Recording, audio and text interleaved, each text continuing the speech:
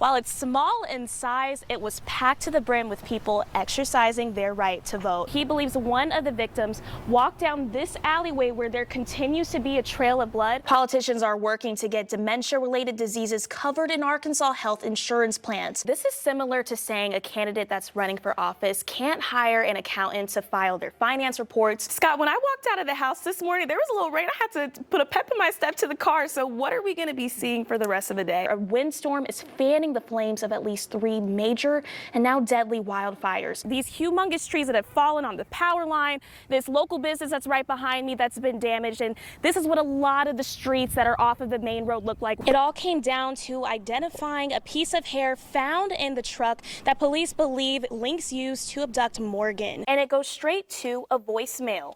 Patients hear this message. Sorry, Pinnacle Premier Psychiatry cannot receive a message. This mailbox is full. A federally recognized Native American tribe believes the proposed prison site is a burial ground. It makes it 10 times worse because it's curving over. It's changed just in the last 10 minutes that I've spoken with you. Springdale EMS is cleared out. They're not going to be able to remove the tree today, but they are in the process of tarping up her roof just to make sure that she stays protected. If we would have won that game though last night. It would have been the perfect cap to the work week. Now, disclaimer, I haven't been sledding in probably 10 years or so, so I might regret this a little bit, but I'm covering News Where You Lit. Kayla Davis, bye.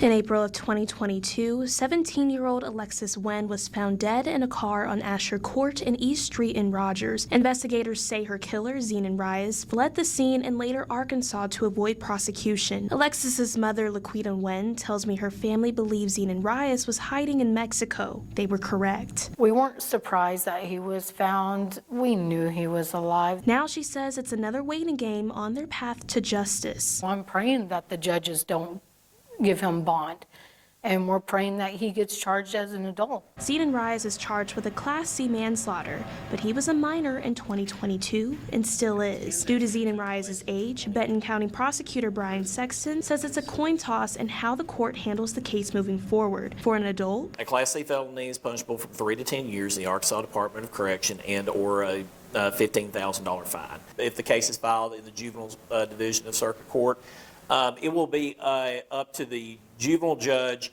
the intake officers who handle those cases, and probation officers to make kind of an overarching determination. Regardless, Wen says she will be there for every step of the process. She hopes to ask Zenon Reyes a burning question. Why? Why did you do it? Why did you run? Why did you not call for help? How do you live with yourself knowing that you killed your friend?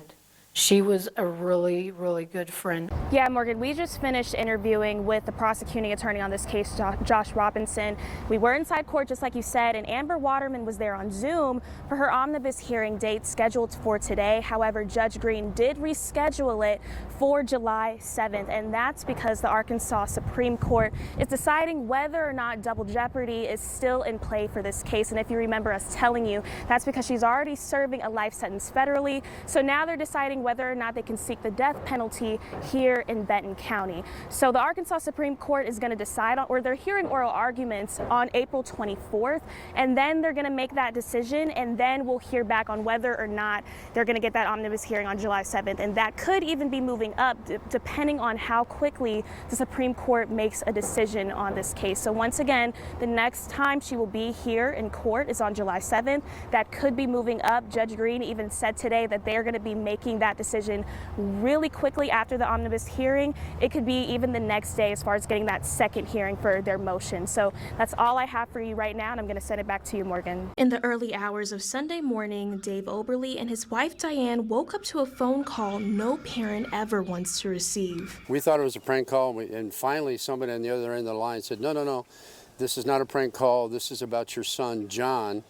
And he's been injured. The tornado warning sounded on John's phone just seconds before his home was hit. It picked up his travel trailer, turned it upside down, and deposited it across the road about 50 yards down the road. And he literally was laying there in a ball with his dog, trying not to get sucked up into this tornado. So who called Dave and Diane? In the midst of the storm, John walked barefoot on an injured foot about 500 feet to the neighbors, who just happened to be on vacation. But luckily,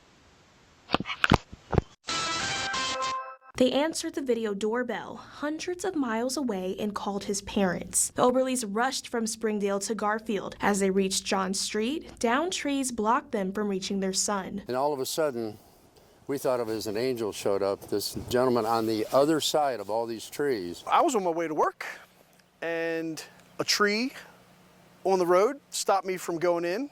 And on the other side of that tree was the mom and dad of this individual. And they were frantic, trying to get to their boy. Jim Wilson, a Walmart associate and former EMT, guided Diane through the trees. Dave had to stay back because of a bad knee. Mom had flip-flops. She was not prepared for going around and over and under trees, but she was determined she was going to get there no matter what.